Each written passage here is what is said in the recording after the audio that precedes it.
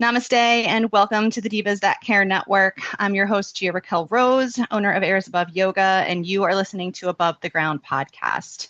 This is your first time tuning in. Our network is going into its 15th year and is listened to in over 30 countries. I'd like to personally thank you for giving me the gift of your time. As always, it is my honor to hold space with you. And today we have a super special treat, a friend of mine and a visionary in many different capacities. Mr. Charles Gording is here to discuss overall his artistic bent as the Chief Visionary Officer of Digitrax AI.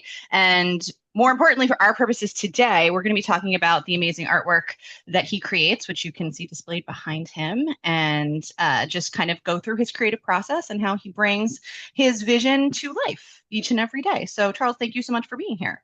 Thank you for having me. Absolutely. So talk to me a little bit about kind of how you get into we can talk about the mindset of it, absolutely, but how it is that you start your creative process and kind of bringing that idea of getting the inspiration, like having the hit or whatever, whether you see it in your mind's eye, how does it come through for you? And then what are the steps that you kind of take to implement it into what I see behind you now? Oh, I mean, into its final form, that's a long process. But Right.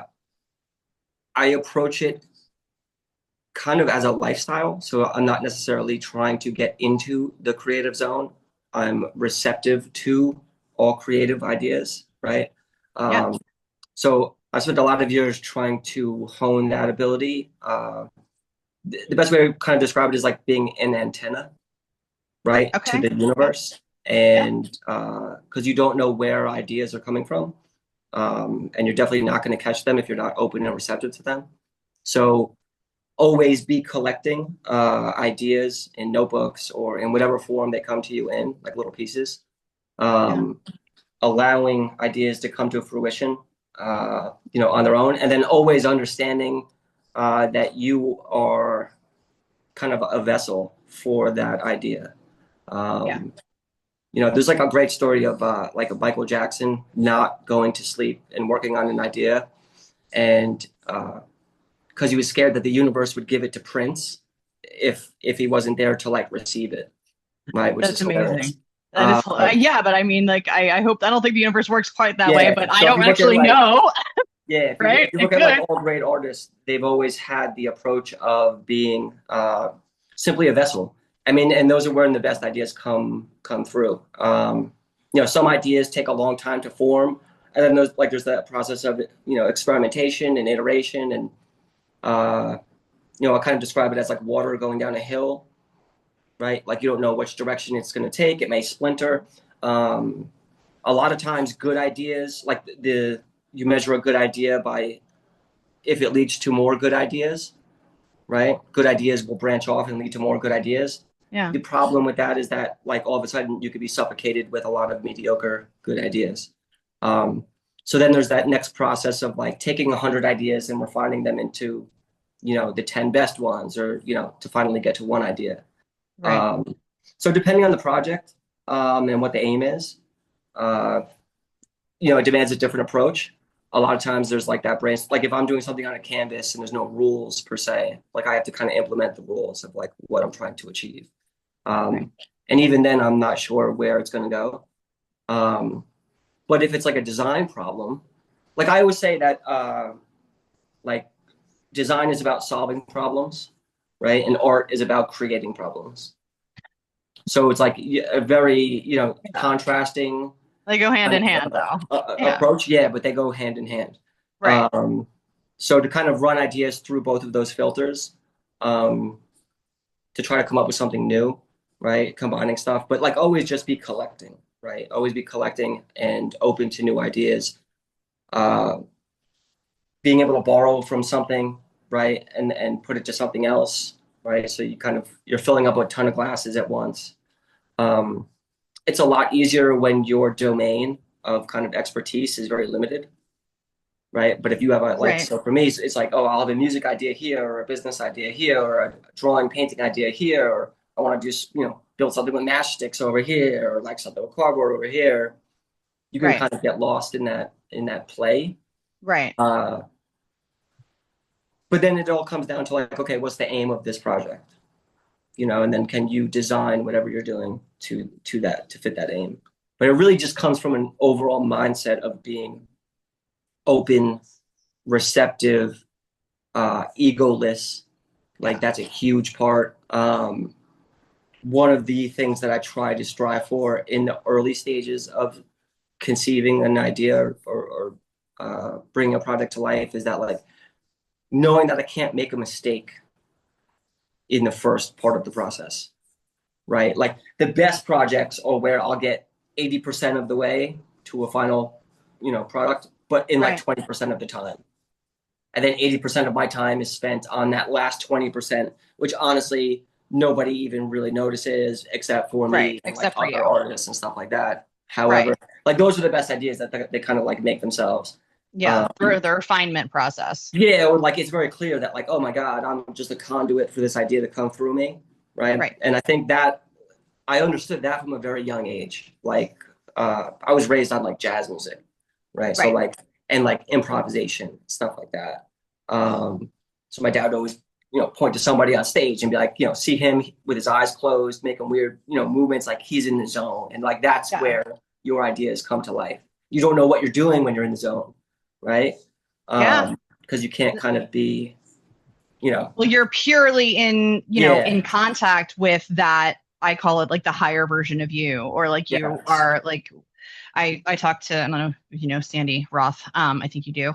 But she and I had a whole conversation about the same thing in yoga. And we actually talked about jazz music on that episode as well. And just talked about the fact that like those musicians, there's an element of your expertise as a practitioner, whether it's in design, whether it's, with a paintbrush, whether it's vocally, whatever it is. As for us, she's a yoga instructor as well. We practice yoga for however many years, and then we don't necessarily practice our sequences for class because you have one student come in, they can't, that their body's not going to be comfortable in a certain thing, and your entire class plan goes out the window. So she and I joked about how like there is nothing but improvisation kind of at life. And so the ability to be in that receptive, the thing about the receptive state though, and I love your antenna thing, but as we are all our vessels, I also think that we are all filters, right? So there's that perspective or that idea that no human perspective is the same because everyone is viewing the world around them through their own unique filter based on their experiences, how they were raised, the nature and nurture, all of that. And then as you become this receptive vessel, and I'm going to throw it back to what you said about Michael Jackson and Prince, like their filters, if they had the same idea, that idea would not come out in the same way. No matter what, even if it was the exact same song lyrics, if it was the exact same melody, it would be completely different. So while, yes, we are all vessels, I also think that we are all individual filters, and that in some divinely orchestrated way, which I would never pretend to comprehend, either our higher self or whatever it is that you believe in that is bigger and greater than us kind of feeds us those things because we may be in our own special snowflake way the best vessel to bring that into reality as the greater expanse of consciousness wants it to be in reality. If that, I may have just gotten a little too out of left field, but you know what I mean when I say that. The competitive nature of being an artist comes in because like I want to paint something better than you, or I want to make something better than you look. So I mean, like there's a lot of like technique and skill that comes into play as when you receive an idea. And the ability to receive the idea, in different forms is definitely a skill. But going back to what you said on the jazz stuff, as somebody who has worked in AI, specifically creative AI, since its inception, a jazz band improvising on stage is kind of looked at as the pinnacle of human creativity and something that an AI will never be able to replicate. And that's a really cool thing because when you have like four musicians on stage playing in unison, improvising together, it's not just that they're reading each other's body language, right? Like there's a human element to that. That we don't think AI will ever kind of comprehend. And even creative AI, what's cool about it is that it definitely breaks down the creative process, right, into these kind of stages where you can kind of see where the human element, will still exist and always exist. Like Yeah. AI will never be able to replicate or do certain things. And then where AI is like really good at stuff. And I think Right. that's where things are going in the near future, which is a really cool kind of moment in human history, uh, where we're able to, like, we're really good at asking questions and AI is really good at answering questions, if that makes sense. Right. And we Right. saw, like, with chess, the best chess teams are now what are like centaurs, right? Where it's like human and AI working together, Okay. right? So like a great lens to look at AI technologies is like electricity. Okay. Like it's kind of in everything now. Like, can you imagine a world without electricity? Right? It kind of Yeah. like fundamentally changes everything. So like at Yeah. the dawn of electricity, right?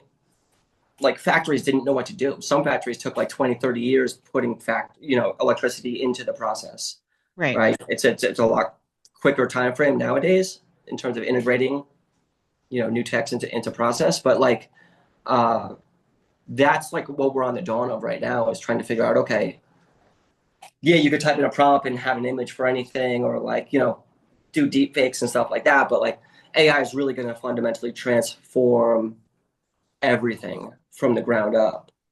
We're starting to see some of that changes now. So I'm definitely not one of those artists that's like anti AI or anything like that. I don't think artists really have a good technical grasp as to what it can do and how it can transform things.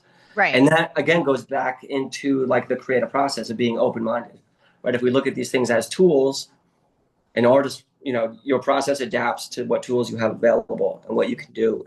Right. And if you approach something with a bias instead of just like I love just getting in and experimenting and seeing where these things can break or how I can reapproach things, right? Like I could do a drawing now knowing that I'm going to be able to animate that drawing and bring it to life in 3D space, right? It's not Right. just something static on a page.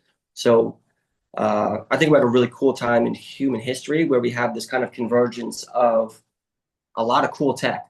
And I think in the next Yeah. 10 years, it's really going to be eye-opening in terms of like what spatial computing can do.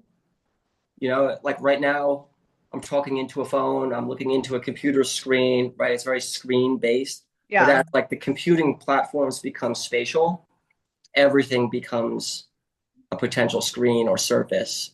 With AI, Right. information begins to overlay everything. Right. It's not like imagine doing yoga, but having, AR or spatial holographic tutorials or, Yeah. stuff around you or uh, a really cool kind of brave new world Yeah. where if you have the proper approach to creativity and innovation and experimentation, uh, who knows what will emerge, Right. you know? Right. And that even that can be, a double-edged sword. Um, because, there are people who think very positively and constructively, and there are people who think a little bit more selfishly and destructively. And so we hope that the power that these tools have are harnessed for the highest and best good and highest and best use as they They won't develop. be. I know. They won't be. No, no, it'll be, don't don't yeah. put that out into the universe, right? Like, like I'm gonna focus on the positive because I have to, for my Well, I mental mean, yeah, I well-being. mean, it's on the part of people like me, like of artists to experiment and then bring it to market in a way that shows people uh, what these different things, these different tools and experiences can be. Yeah, and the Because positive implications it is of magic. Like some of this stuff is magic, yeah, um, and that's really cool. It's a really cool time to be creating. Um, like I majored in hip hop and built a studio in my dorm room and was rapping and producing, and I did that all with pirated software from like Napster and like I kind of came of age in that like at a beautiful time when it was like you had yeah, access to like every single tool. everything. So it was like learning how to drive but being given a Ferrari. because Right. you have all of those tools now, and they were so easy. Um, so I'm definitely grateful for, coming of age right at the dawn of like the internet. Like I can still remember life before the internet, and Right. then uh, I was blessed to start my first business uh, like during the MySpace era. Okay. Like Yep. I started one of the first daily fantasy sports platforms, like before fantasy sports was even known as a thing. So like 2009. Yeah. Um, and then I was in that, you know, in the tech space for the rise of social media. Yeah. And I hate social media, and it's become like a necessary It's very evil. evil. I was about to say the exact same thing. Yeah, it is. It Yeah. is. And, Yeah. I watched an entire generation of kids trade power for influence, not understanding the difference between the two. Um, and I just never been about that. But I've seen and I regret that, to be honest with you. Like I probably should have put more. Like I put a lot of effort into MySpace, and then when that Right. went the way of the dinosaurs, it was like, why would Right. I do that again for a different app for that app to disappear? I Right. hated the concept of like following people and Yeah. stuff. And then I saw how fake it was behind the scenes, working with influencers, and I've always been turned off from that.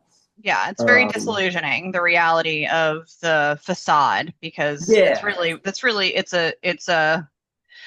it's an entire it's honestly like a way of living that is just creating falsities yeah, for the it's gross. public. It's gross, and I try to Yeah. keep my daughters off of it. Yeah, a lot of people are ignorant about how it kind of works too, like I'm behind the sure. scenes.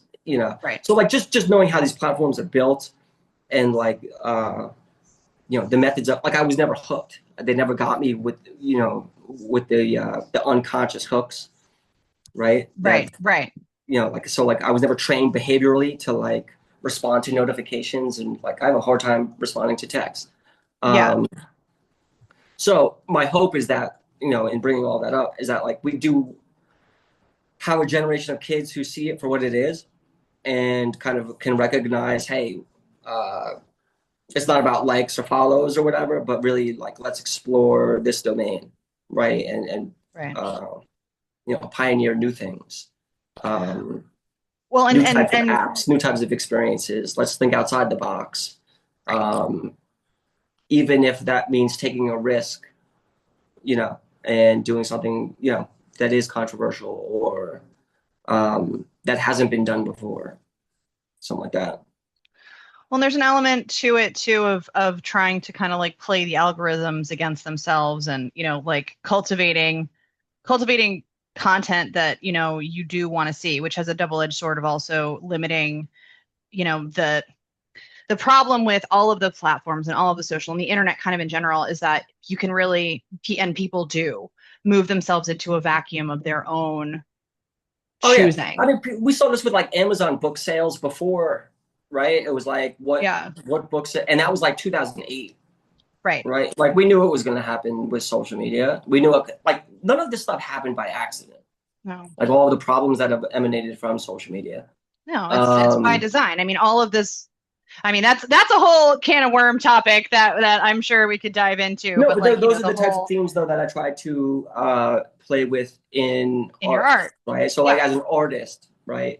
Can you look at that from a meta, not the company meta, but for like from a third or fourth degree, right? Right. And then try to create work that makes people think or confronts them with that reality.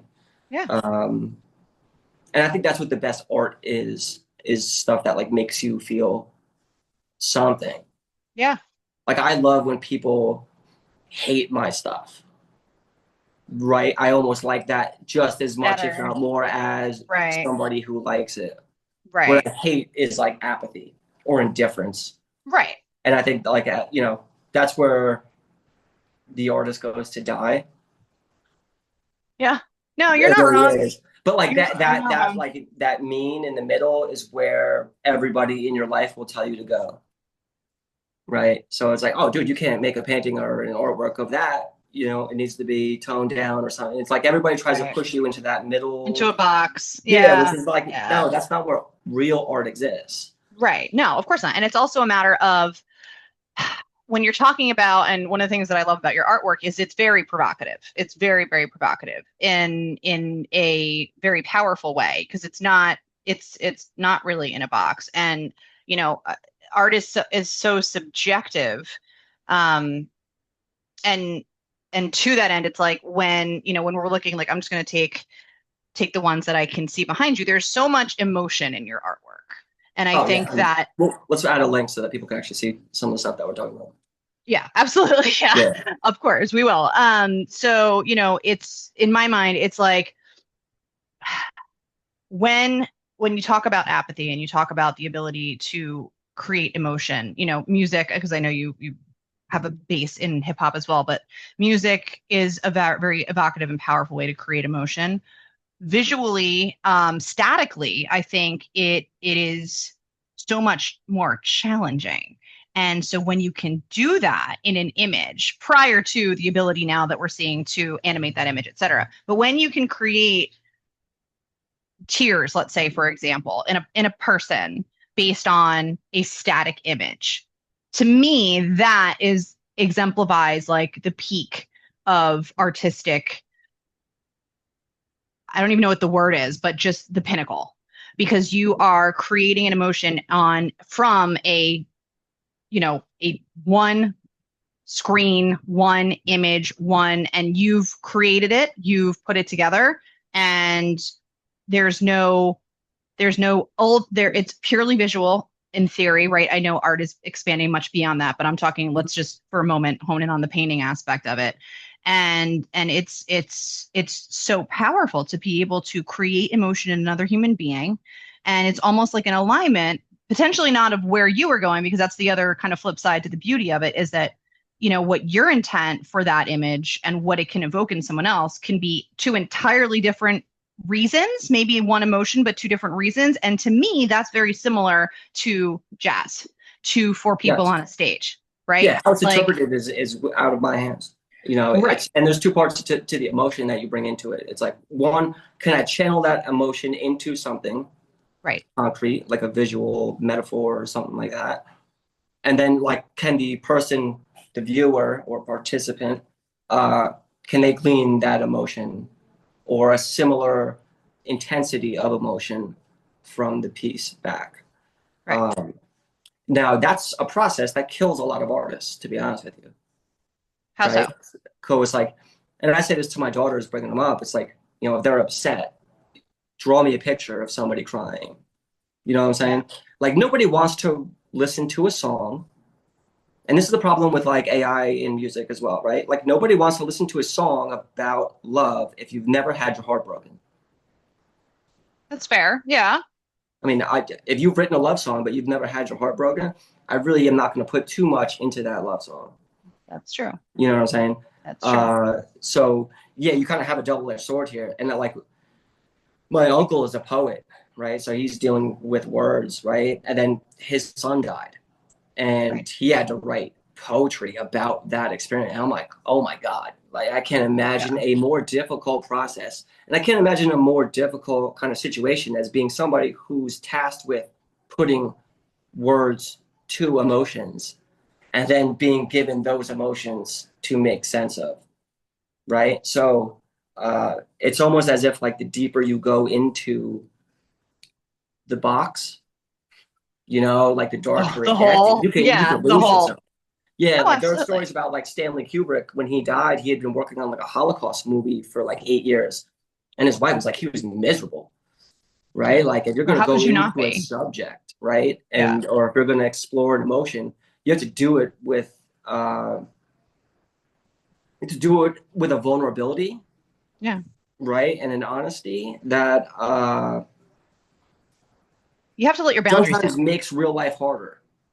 Yeah. Well, but so, and that's like a different, so that, we're on the one hand, we're talking about creating from nothing, right? Or from divine inspiration, right? Creating from your own mind's eye or whatever, however you interpret it. When you're talking about that kind of a creation where you're actually, you are becoming the thing that you are trying to create, whether it's a documentary, whether it, you know what I mean, but whatever it is, if it's an occurrence that you are trying to bring a perspective to illuminate a certain viewpoint on, what however you want to frame it, it's like I would say it, I don't know much about it, but I will make it akin to like method acting, where you become the very Oh, yeah. thing that you're trying to display. Oh, And yeah, if very you much. choose something like the Holocaust, that is going to be, I mean, arguably one of the most atrocious things that has ever occurred in human history that we're aware of, that we have documented. And so to deep dive down that rabbit hole is, I mean, I would never want to drop my boundaries around something like that to allow it in, to feel that horror, to then reflect it back in through my filter, through my Mhm, perspective, through my lens mhm, of the lens of my vessel, if you will, mhm. because I just would want to, that I'm sure he was miserable. And the process that you just described for the last 15, 20 seconds would make for a great painting, to be honest with you. Of Yeah, I mean, somebody trying to undergo that process. yeah, yeah. Well, there you go. Maybe you commission a down boundary canvas, right? You know what I Yes, mean? Like yes. and that's what it's all about. But like, and so our conversation now has created this idea in your mind, right? And it flew through my mind when you're talking about AI, which I will be very candid with you, scares me on a visceral level, the implications of it. Um, Again, things that have the most power for good also have the most power for harm. I believe that duality very, very truly. But I was thinking, all right, awesome. Like if I was teaching a yoga class and I could have an AI of me as the muscular system breaking down whatever muscles in real time on a holographic image next to me, showing my students what I want them to do and why, so that I can, explain it, that would be amazing. There's an implication that I never thought of that I would love. And what if I was the first yoga instructor to do something like that, right? Like, so just in us having this conversation back and forth, here are two ideas that have come to us from the other's perspective, the other's, iteration, if you will. And I think that that's part of what the creative process is all about. And it's why mutual back and forth between people, just like the jazz element of it, creates beyond the AI and beyond, let's say, my stream of consciousness and my connection with my divine to your connection with your divine, then creates this entirely other. And Yeah, you yeah. do need that human element and to bounce ideas off each other, because we don't live in a That's the vacuum. centaur right there, where it's AI and human working in unison, doing what each thing does the best. And that's a really cool, empowering process when you get it right. Yeah. Like as an artist, a lot of jazz musicians that worked with music AI, they have said, I would have gotten to that idea eventually, but this saved me, 2, 3 days Yeah. of work to get there. And I found that same thing with AI, where it's like it's never really blown me away with anything that is created, because I know I would have gotten to that point eventually. I could just get there a lot quicker now, right? Yeah. So it's kind of like a superpower with being able to sketch ideas or visualize things or mix and match things or apply styles or uh, but you need to have that kind of play mindset, right, at the beginning, Yeah. right? Like, and that's a really cool mindset to have, but then you need to have the technical expertise and the experience with how to transform that mold of clay that you've been playing with into its final form. And there are a Right. lot of steps and phases along that way, which take continual, learning and, input from others, wisdom from others. Mentors will tell you how to finalize stuff or what to look for, or, just processes that come with having done that so many times. Right. um, like how to prune things. Like a lot of times in the beginning, like you hear the term kill your babies, right? Like I have this great idea, but it's not working in this context. You got to kill it, right? Like how to prune things. Love that, but But the thing yeah, is, yeah. the best artists will take that, it's over here. It doesn't mean it's dead, right? And then Right. like 3 years may go by, and all of a sudden you're like, oh man, I have an idea, and now all of a sudden that puzzle piece fits with that perfectly, and it never would have happened if it wasn't discarded from the previous project, right? Right. And you see that happen all the time with, and if you look at people who have ever made something great, they've always said the same thing, right? It's the Yeah. culmination of a bunch of different great things that came together, right? And Yeah. a lot of those great things started off as very simple ideas that gain in complexity. Like complex things are just a lot of simple things put together, Yeah. right? And it's a skill with being able to kind of discern, okay, what are the foundational building blocks, right? And that's also as an artist where it's like you'll never run out of good ideas. That's another thing, right? Right. Is like being when you're open to the source, right? When you're open to the universe, when you're open to nature, right? Like Yeah. always being in awe of nature because nature's the most It's incredible. amazing. That's why, like, I don't understand people who are fascinated with aliens. I'm like, yo, just go outside and look at a tree, I know. right? Like, it's amazing. Nature is amazing. I try to teach my kids that, like, always Yeah. being in awe of just what awesomeness we live in and around. Yeah. And when you connect with that energy, right, you understand very quickly you're never going to run out of ideas, Right. right? Like it's an infinite loop, make a great idea, execute on it, and then kind of let it go. And in the beginning, that was hard for me to do as a perfectionist because something could always be better. Something can always be better. I can work on something forever if you give me Well, forever. that's kind of, I think, leading me to my next question for you is, is the inspiration, right? How it filters through, how you begin to make it, your own, in quotes, for those people that are not watching. And then, the process of execution, the process of refinement, like the devil's in the details a little bit there, right? Because people can't, you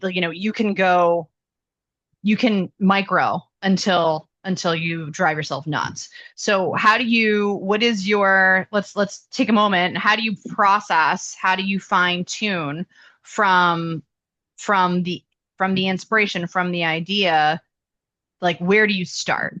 And then where do you stop? How do you start and how do you stop in the physical?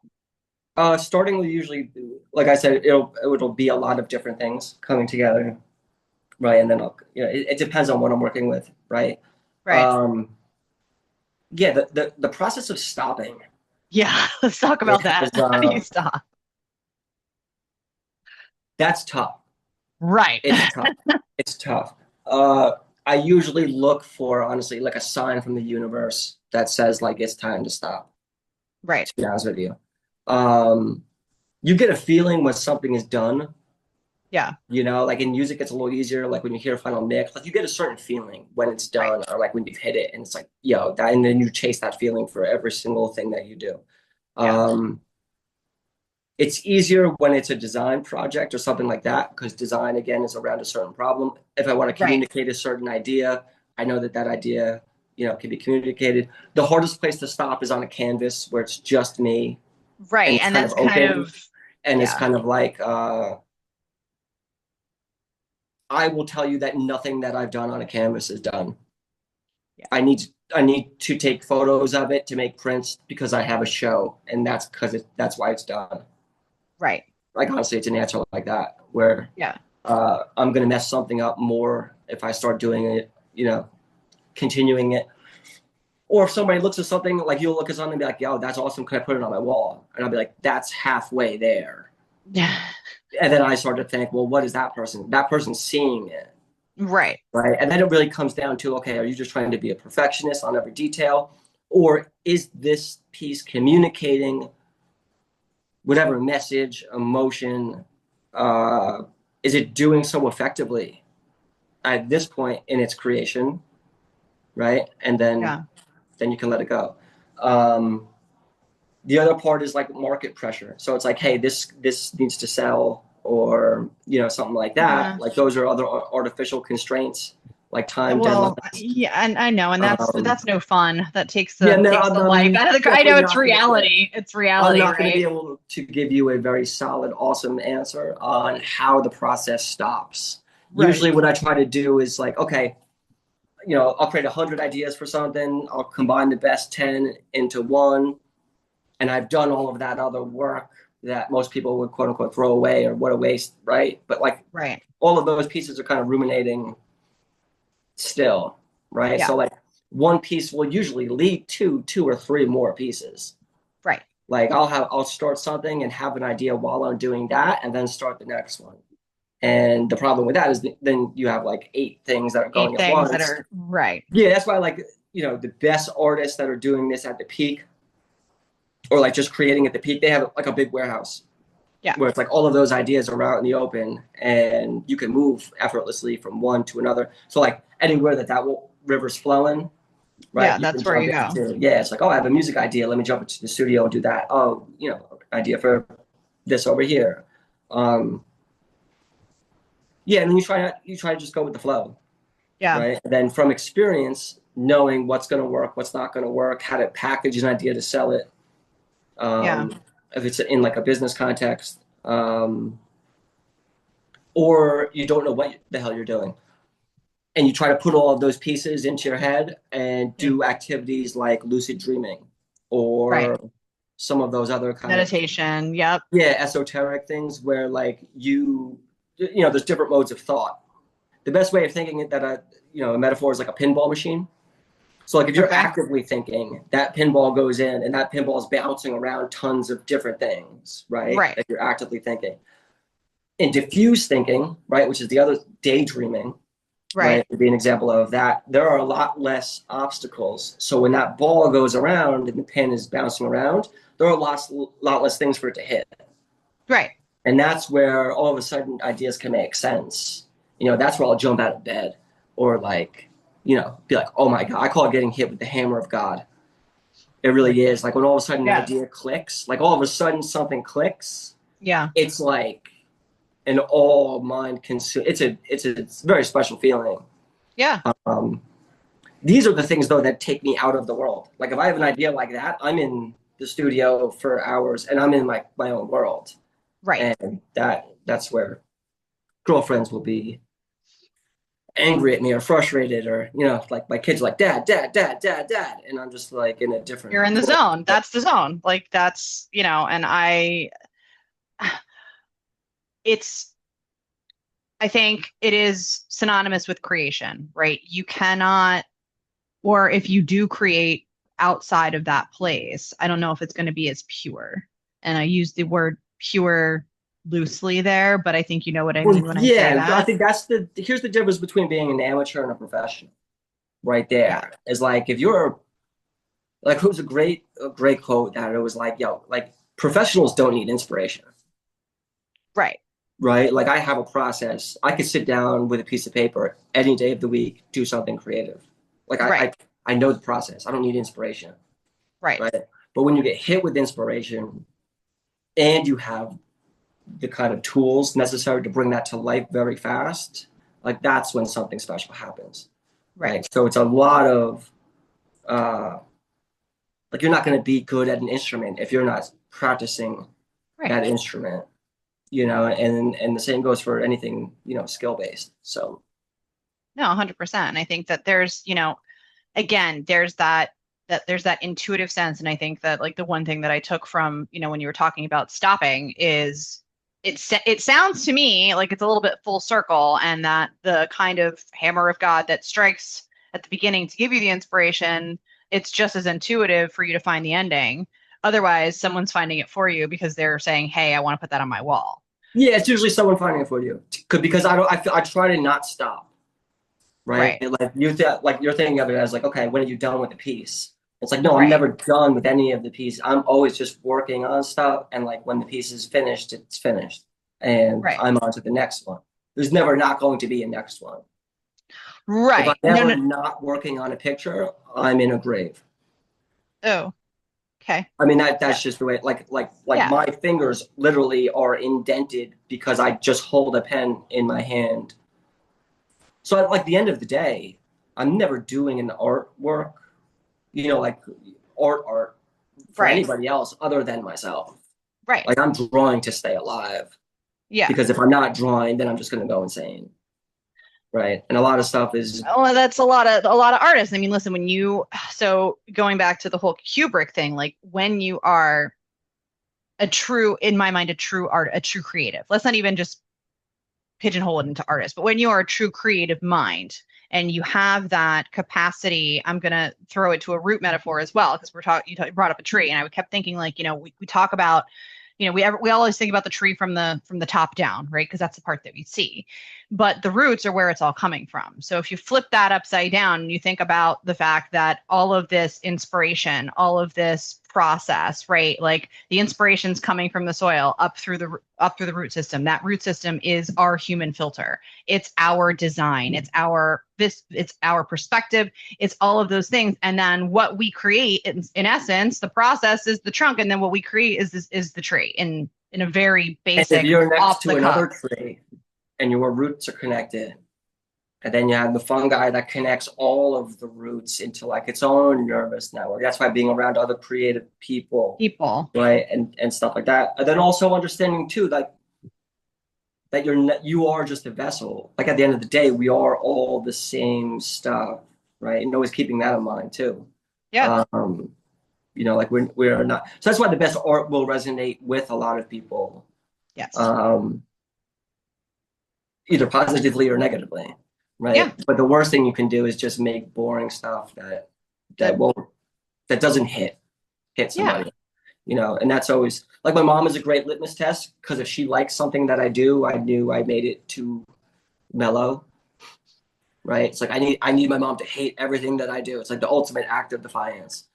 But it's just, and the irony is, I know you get at least part of your artistic bent from your mom. So there's absolutely. Like so that but when it comes to like content and messaging and stuff like that, she's always like, well, why can't you just do the flower? Why does the flower have to be growing out of a skull, in an eye socket? Well, it's like, right. Well, it's a metaphor. It's a metaphor. But it's provocative, right? Like it's your mom. You show very different markets, very very different. We're going to bring the professional back into it, very different target markets. But it's your artwork, essentially any kind of artwork, any kind of medium. It's a piece of the person. It's a piece of you. That was the whole point of having this conversation with you, was bringing, like, you are creating from the roots, the source, whatever you want to call it. Your creation is from your vessel. It is a piece of you. It is a piece of you that you have created that was not in existence prior to your existence. Yes, and that's a lifestyle. That is absolute. And if anybody wants to learn that process, and the absolute best resource that I've come across for learning that is Rick Rubin's book, The Act of Creation. Thank you. I will. And then this little plug right there. But Rick Rubin is the guy who started Def Jam. He's one of the most famous producers ever. He's the guy with the big, huge beard. If I had an idol or somebody that I looked up to, it would be him. He kind of distilled a lot of what I've said into very simple, short, easy to read chapters, right, in a book called The Act of Creation. And it's about, and he's been around the greatest artists of the last few decades. And he's kind of just distilled those lessons down into very easy to read kind of stuff. And I've definitely relayed a lot of the stuff that's come from that book. It's a lot of stuff that I knew is, like any artist can tell you that, what he's saying is very similar. But if anybody wants to learn more about my approach and other people's approach, that's definitely the best resource. All right. Good. Thank you for sharing that. I appreciate it. And so to that end, I think one of my next questions for you is when you're talking about the art of creation. One of my goals in yoga as an instructor, even with this podcast, is to inspire other people to create and to inspire people to follow their own guidance. I have I'm not going to go down that, but I have like a personal reason why I try to develop my communication with my intuition as my compass at life, and to not have to necessarily rely on an outside influence other than, the daily grind or whatever it is that you need to do to survive. But other than that, I try to take my next steps in my everyday from a place of my own intuition, so that I have no one to blame but myself if things don't go according to divine plan. So do you have a process for yourself and it sounds like you don't have a lot of creative blockage, which is awesome. But do you have any, and I'm not going to call it spiritual, but do you have any tangible, just like the book that you mentioned, tangible things, which is what I try to leave people with, tangible things that people can do? For me, I usually go with meditation to connect to that intuition within you. But what is your process for connecting into that space of receptivity? Or do you find that you live in it, which can be overwhelming, I would imagine? Yeah, it's overwhelming as a single parent trying to manage Yeah. that state of being with everyday interruption. Right. Uh, that is the daily struggle of mine, to be honest with you. Yeah. Because like it could take 2 or 3 hours to get into a creative zone, Yeah. right? And then all of a sudden, like you're interrupted, and it's like that start, stop. It's not conducive to any type of creative thinking. That's when I start to go insane. Yeah. Um, for me, it's just a lot of alone time thinking. To be honest with you, I mean, I could sit there and stare at a wall for 3 hours, but Yeah. like my mind is moving 1,000 miles an hour as I formulate pieces and try to put things together. Yeah. Um, I've tried to go back and study through time what people did to tap into that zone, right? You have like Edison sleeping on his couch, like in Right. his lab, like with a ball where he can kind of Yeah. catch himself, like in a lucid dreaming state. Yep. Um, Meditation is a great one. Sometimes just doing like rough sketching, like something like that, like to get into the zone or like reading. It's like Yep. something though where you're not, uh, where you can allow your mind to drift, put it that way. Yeah. That's where like having my phone anywhere near me, I game over. Anywhere like where you're going to be interrupted or you allow Yeah. yourself to be interrupted, like that flow state is going to stop. It's gone. Oh So yeah. the Absolutely. what I measure everything in my life through is like flow and friction. I found this to be very simple. Like this thing in my life is going to bring me flow or it's going to bring me friction. The more things I can do in my life to allow flow energy, right? It's like the better, right? Yeah. Relationships, I always put relationships through that kind of lens. Like, Yeah. is this person bringing, I don't want to say positivity, but like, is this person bringing something forward moving, Yeah. positive energy where it's not like a black hole vampire energy where, Right. we're talking about people and drama and stuff that like I just don't want to deal with, right? Right. Uh, and like I just consider all of that just like clutter and friction and starts to feel like sandpaper, to be honest with you, like going through that grind. Uh, and I'm extreme in that.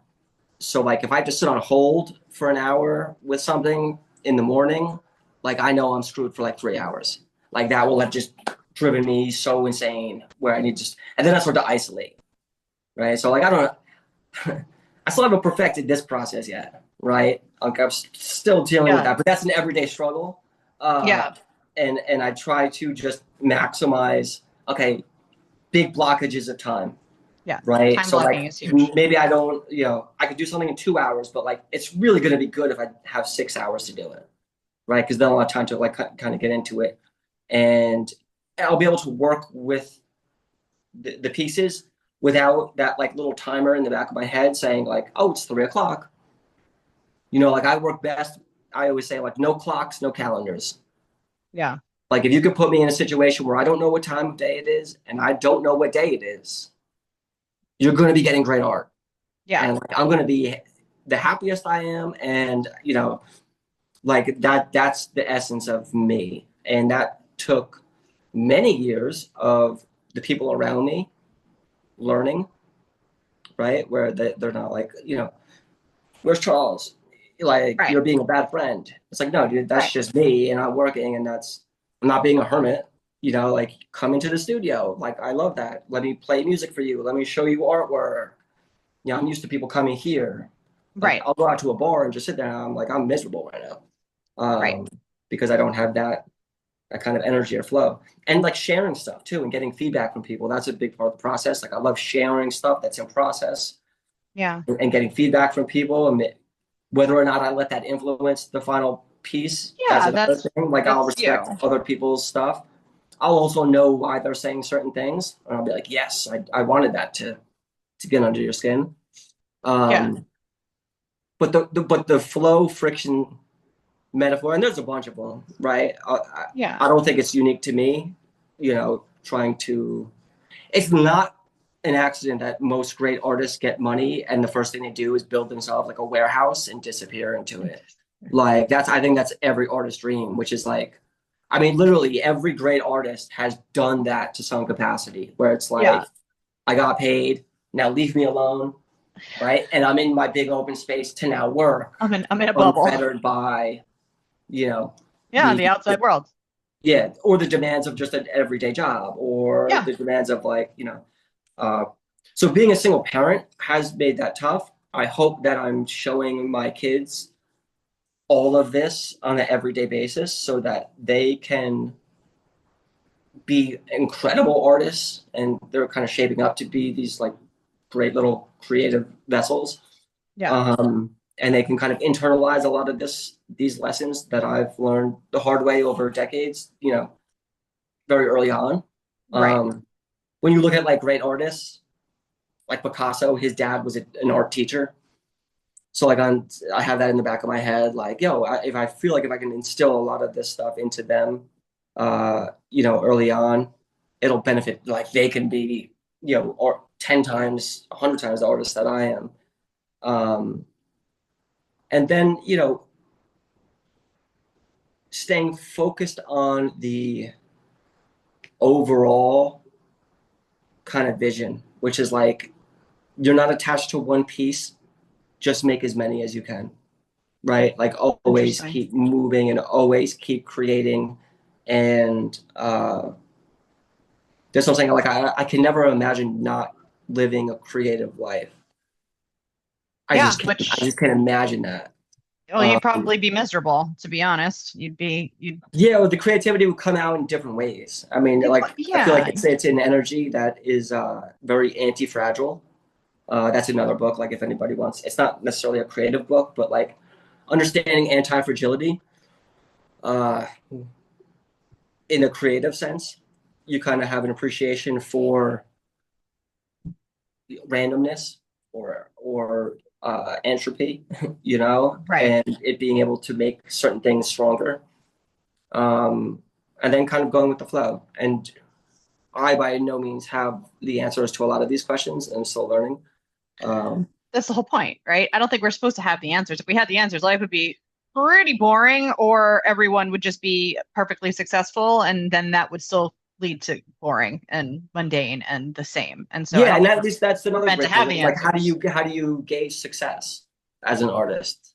Right? Like a lot of Happiness. people will gauge success as exactly, are you living a creative life and are you able to produce things, daily on a basis? Yeah. Other people, especially like in the social media world, will be like, it's how it's received. Yeah, but that's not And it's true like art. that's not That's not it. it's not it shouldn't be the driving force No. behind what you do and the value that you attach to stuff. Like I don't care. I really don't care how many likes or how viral something gets. Like when I'm done with it, I'm done with it. How you Right. receive it is like, that's the job of other people around artists to Right. promote, right? Like my Right. job is to produce Right. work, right? To promote it and, like present it to the world. That's something I'm That's getting used to. yeah, Now but that doing more shows and stuff like that. But yes, like, yes. uh, That's the necessary evil of the business aspect of the creative space. it feels very weird. I'll be honest Yeah. with you. Well, I've never been, even like with music back in the day, like promoting music. There's so much mediocrity out there that like, hey, listen to my music and look at my art and give me a yeah. follow. It's like, nah, man, like Yeah. just saying that feels weird, but that's my own internal kind of bias. I'd Well, like I to stay think focused really on the uh, producing and just making the dopest stuff possible. Like that, you know, like my company slogan is like make dope. I don't want to swear stuff, yeah, stuff. but like that's Ish. that's Yeah. that's the slogan. Yeah. It doesn't matter what domain that's in, Yeah. right? It could be in fashion, it could be in art, it could be in music, it could be in tech, anything. Yeah. Um, and it has that just that intangible dope quality, Yeah. right? But again, that's like the manifestation of the zone. right? Yes, absolutely. It's the tangible, like it's then driving it all home, wrapping it up in a nice, pretty bow. Thank you for doing that, whether advertently or inadvertently. But it's just that that is the idea behind the creative process is bringing the zone into reality, and like you can see it, and I've always used the sports metaphor a lot as well with jazz, with sports, like top athletes, you see it very easy in that visual, but when you're talking about art specifically, or you're talking about um, it's like your uncle when you're talking about like he had to complete that project, and I'm sure Mhm. that was very, very. I'm sure he went through a process not dissimilar to yours as he was the the ending, the wrapping up of that, the selection process. That's the painstaking. That's the to me, I feel like the culmination is one of the hardest things that you can do, that you can feel complete in as an artist, is the feeling of completion. Because, like you said, it doesn't stop. You're always going to be creating, and you're always going to be manifesting that zone into something that is actually separate and outside of you, which I think is the distinction between something like the written word, something like painting, versus something like a top athlete versus a jazz musician. They are in the zone and you can see it. And in the room with them, you witness it, you bear witness to it.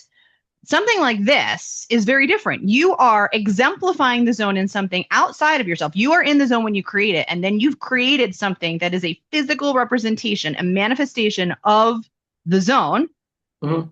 in reality that someone can then take and hang up on their wall. And to me, that is effing beautiful. Yeah, That I is mean, very I special. I agree with you. That's why I think I've been drawn to drawing more so than any other thing, because it's kind of like, yo, you give me a stick and like dirt, and I'm gonna draw something dope. Like it's like very primal. Yeah, It's like literally. one human versus another human. We both have a stick. I bet you I'm gonna do something a lot more creative. And to me, that's always been like, okay, it starts with that, and then from there you can manifest these things into final form, whether it's a painting or a song, or it could be like with movement, like with yoga routines and stuff like that. Yeah, there's an entire world that's invisible to us. I think that's the biggest thing, is that like Absolutely. being humble and open to a world of energy that we barely comprehend. And at the end of the day, we are just animals, right? And Yep. like we're all from the same tree, and we're from the same universe, and part of the same fabric of energy. And the more you can be humble and in that space, the more open and receptive you are to the ideas that pass through that. And the best artists will have the strongest antennas in being able to make sense of that energy and manifest things that resonate with other people and outside audiences. Yeah. And yeah, as stuff goes to market, it gets, transformed in different ways or whatever, but like that's not up to me.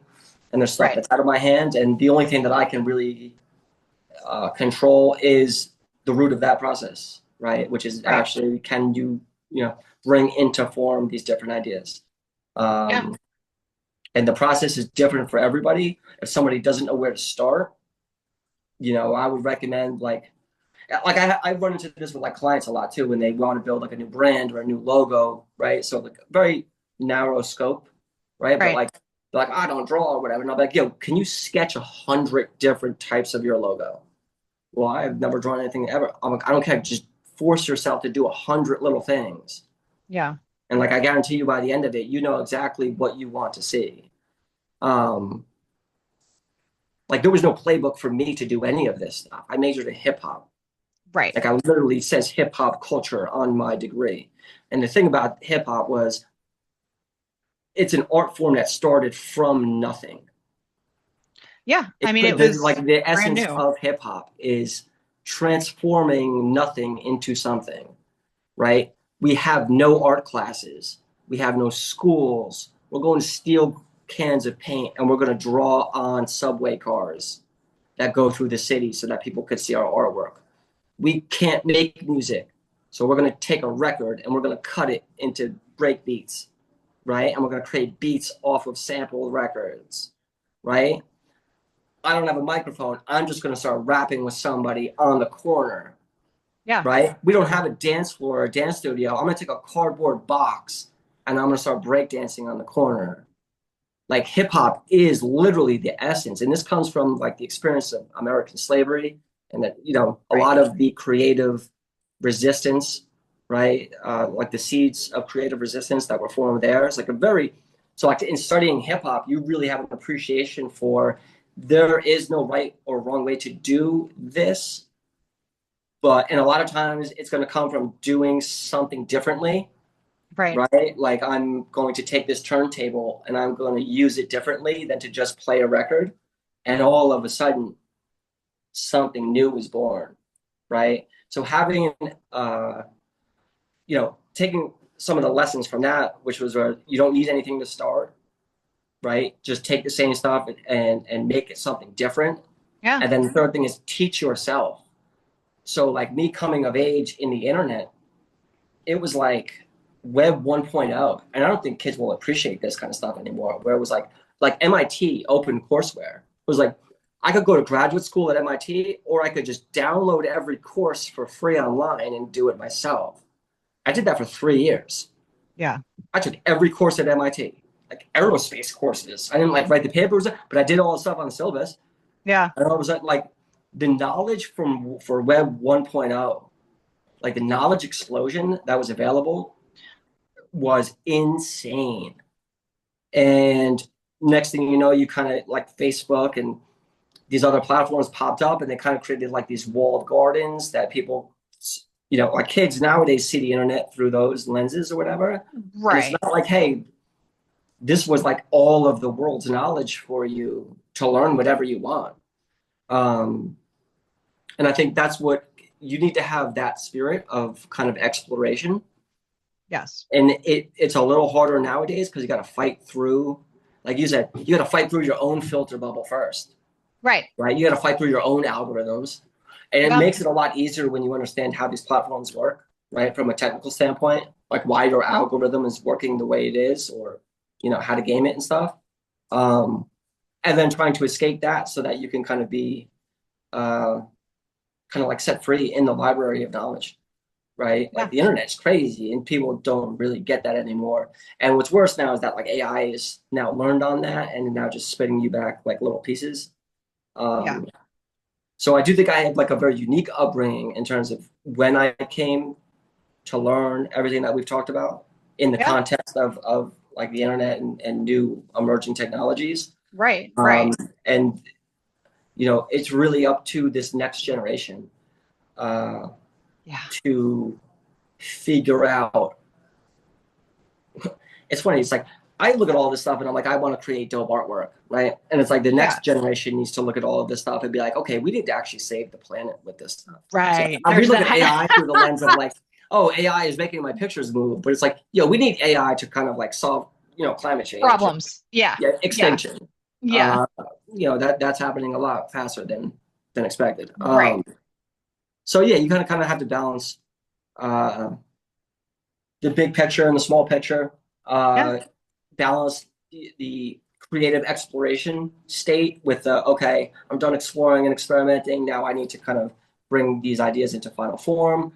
Right. There's the self-editing process that usually hinders people from doing that right off the Yeah. bat. So if you Yeah. The approach refinement things from the process. standpoint Yeah. of like, okay, I can't make a mistake, like that gives a tremendous amount of like whenever I get a new notebook, right? Like I'll write on the first page is the hardest, and then I turn it, and then now I'm off, right? Yeah. Because like everybody gets stuck on that first page or like that self-editing. If you realize that the first draft that you make of anything is going to suck, then you make the first draft no matter what. Yep. I don't have any great answers on how to finish stuff yet. I don't know if I ever will. That's okay. Listen, again, it's Which not about the finishing. honestly, It's about the process, right? It's about the which process. probably means that nobody has a great answer to that because I have not found one yet. And I've been actively looking for that because I am a student of the creative process. Yeah. Yeah.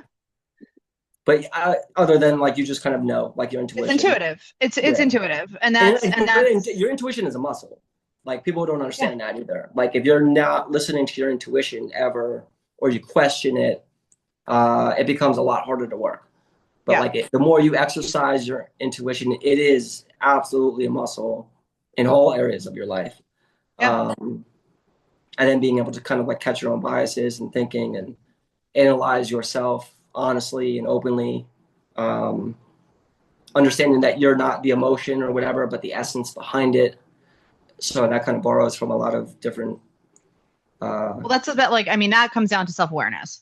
Like all of the muscle of the intuition, the entire thought process behind, stopping, right? Like, and the entire process behind knowing, like the intuition, that sense of knowing throughout the creative process, knowing when the next step in the process is ready to begin. And I think that's part of the answer to the ending is not necessarily the ending, but the new beginning, right? Mhm. So it's like that next step, whether it's another painting or another idea that sprung from that idea that now you're off to that, maybe there is no true ending, maybe it's all a new beginning. Yeah. And maybe that is the culmination of it. Yeah. And if anybody's listening to this and they're like stuck in that spot, Yeah. just starting stuff, this is where like the experience comes in. Like you start enough projects, you can then step back and be like, okay, now I need to start finishing these. This is what happens when I start 10 projects at once. Yeah. Like, and those are all just like kind of small creative problems. But like, if you're approaching everything from being open and receptive and understanding that you're an antenna and a conduit through which ideas flow, you may be technically better at bringing those ideas to life, but it starts with that Well, oneness. not better than just I believe it was meant for you. Like whatever idea Michael had wasn't meant for Prince. It was meant for Michael. If you're asking me about my belief system, I believe that. And the same Yeah. for you, right? Like there are going to be visions in your mind's eye that are going to come to you that would not come for your mom, right? Mhm. Like there's just that is and I believe that is our own, again, like unique. We're all individual. We're Yeah. all we're all one, but we're all a little bit different. And so bringing whatever your difference is into tangible reality. And if everyone does that in their own way, whatever medium and whatever it is, hopefully only uplifts, as long as again you're using it for the right, for Yeah. the right and the good, right? Yeah. Yeah. I think there's a tremendous amount of empathy and that comes along with that. Yeah. Right. And again, Um, the self-awareness. yeah. Yeah. And a tremendous amount of like respect for others and whatnot, regardless of what like the actual work is. Right. Um, but yeah, it's a grueling process that I wish schools kind of spent more time cultivating on That's a, some that's a, level. that's another can of worms conversation Yeah. but yes, yeah. And I think that, one of the banes of my existence was standardized testing. I'm not a good test taker. I could write a paper any day, all day Yeah. long, but I cannot. It's not, multiple choice is not my friend. And so I think that, like avoiding that rabbit hole at all costs, other than to say that I think a lot of the school systems have gone in that direction and away from the creative mind. And I think that is potentially by design. And I don't want to get into my thoughts on Yeah. that It's because, like again, the STEM versus STEAM argument, where yeah, like should art be added to that? Um, so we'll see. yeah, yeah. Only time will tell. But hopefully the parents and hopefully families will instill all of that creativity, all of that channeling of the goodness of the zone of the higher connection, um, if and when schools don't or choose not to, because hopefully you spend more time with your kids than they are at school over the long haul anyway. Hopefully, definitely. um, but I just want to thank you so much for all Okay, of I could talk this about this stuff insight. forever. You and I both. And I want for all of our listeners to be able to find you and connect with you. And so would you like to drop some locations for where they can best reach out to you, find your artwork, find some of your music, and potentially hit you up for commissions?